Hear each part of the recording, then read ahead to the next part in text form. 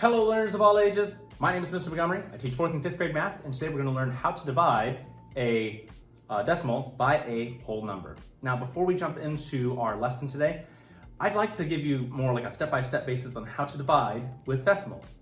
Now with multiplying with decimals, we move the decimal place over, and with division we also move the decimal place over, but there's a special rule to it. If we're ever dividing with decimals, we make sure that when we move the decimal place over to the right, we're making sure that we're moving at least one of them, either the dividend or divisor, all the way to the end first. This will make more sense in future lesson, but again, we move all the decimals over until one of the numbers has the decimal place at the end, and then we stop. Then we would divide like we normally would, and we're going to be getting into that today. So let's take a look at our first example. I'm following step one. I moved all the decimal places over until one of them has it at the end. Well, technically, a whole number has the decimal place over at the end, which means we don't have to move this decimal point. We just bring it up exactly where it's at. Do you see I have my decimal point here? I just bring it up exactly above where it's at. Now I would divide like I normally would. Can 8 or 5 go into 8? It sure can, one time. So that's 5. I subtract. 8 minus 5 is 3. And bring down my 5. Okay, can 5 go into 35? Yes, it can. It can go into it 7 times. That's 35. Subtract 35 minus 35. Bring down my 5, and I have 5. 5 can go into 5 one time. That's 5, and I have 0 left from my remainder, which means that my answer is 1 and 71 hundredths. Now they want us to check our answer just to be double sure. I'm going to be taking my answer up top, 1 and 71 hundredths, times my divisor over here. So I'm taking my quotient times my divisor. Now, I have 2 spaces that I'm going to be moving my decimal place, so I'm going to write A2 because I have to move it over to the end. Now, I multiply like I normally would. 5 times 1 is 5, 5 times 7 is 35, and 5 times 1 is 5, plus 3, 6, 7, 8. And I'm going to be moving my decimal place back over 2 spots, 1, 2. 8 and 55 hundredths should have been the answer I started off with, and 8 and 55 hundredths was the answer that I started off with as my dividend. Let's look at our next example. I have 2 and 775 thousandths divided by 5.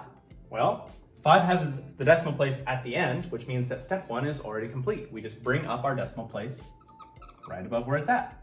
Now I divide like I normally would. Can 5 go into 2? No, it can't go into 2, but it can go into 27. This is one of those rules where when we divide with decimals, I need something in that whole number place. So 0 is an acceptable answer in this case. Anything above or before the decimal point needs to have some sort of value, even if it is 0. All right, can 5 go into 27? Yes, it can.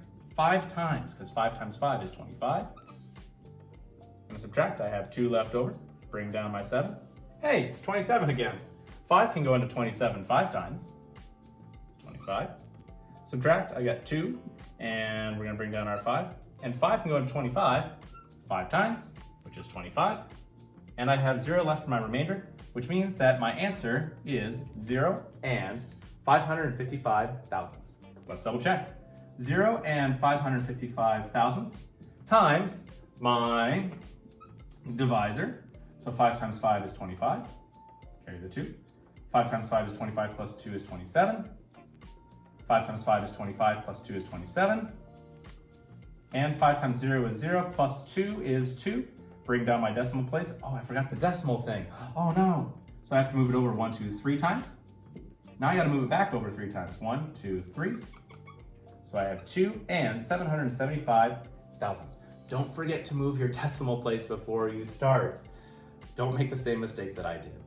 All right, my 5th grade friends, if we take a look at page 223 in our workbook, you'll see that we'll be doing practice problems number 1, 5, and 8. The directions say determine the quotient and check your answer. That means that we're going to be dividing and we're going to be multiplying to check to see if our division problem is correct. Remember, first step is to make sure that we move all the decimal places over to the end. In this case, we don't have to move them this time because the whole number has a decimal place at the end. And you bring your decimal place up exactly where it is at. Then you would divide like you normally would.